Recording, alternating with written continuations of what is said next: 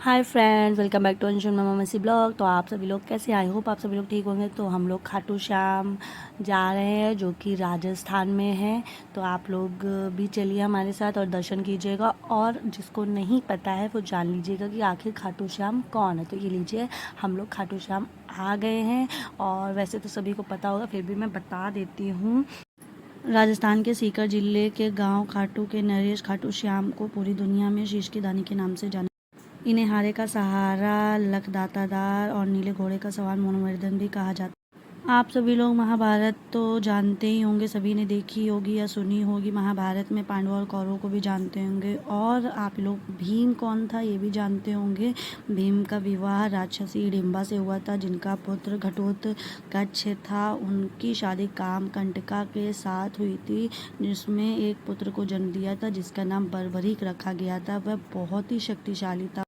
उन्होंने साधना के दौरान कई राक्षसों असुरों का वध किया और कुछ भी विघ्न नहीं डलने दिया, जिससे कि नाग के राजा वासुकी आए और उन्होंने वरदान दिया कि तुम युद्ध में विजय होगे हमेशा। तब से उनका नाम सिद्धसेन हो गया था।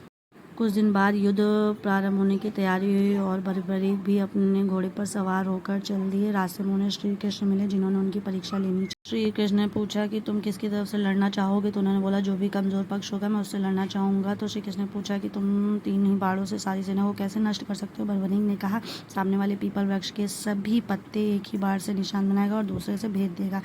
श्री कृष्ण समझ गए कि इससे तो वह एक ही बार में सारी सेना को ख़त्म कर सकता है। तो उन्होंने उनसे बोला कि मुझे अपना सिर दान में दे दो। और उन्होंने बर्बरीक ने अपना शीश दान। बर्बरीक ने कहा, फिर भी मैं युद्ध देखना चाहता हूँ, क्योंकि वो समझ गए थे भगवान श्री कृष्ण हैं, इसलिए उन्हें पीपल के वृक्ष में स्थापित कर दिया गया था। 18 दिन के युद्ध के बाद पांडवों की जीत हुई, लेकिन उनको घमंड था जीत का, इसलिए श्री कृष्ण ने सबको बर्बरीक के शीश के दर्शन कराए। बर्बरीक ने कहा, यह जीत श्री कृष्ण के नीति से हुई है। उसके बाद कृष्ण ने उन्हें वरदान दिया कि कलयुग में मेरे श्याम नाम से तुम्हारा सुमरन करने से सभी मनोरथ पूरे हो जाएंगे। तुम्हें मेरे नाम से, खाटू श्याम के नाम से जाना जाएगा। तभी से ये खाटू श्याम जी की पूजा होती है और सारे मनोरथ पूरे होते हैं।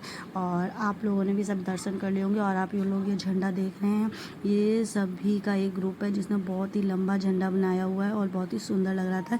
तो आप लोगों ने मेरे साथ दर्शन की कहानी सुनी, तो आप लोग बताइएगा कैसी लगी। और प्लीज़ लाइक शेयर सब्सक्राइब कर दीजिएगा। Bye bye.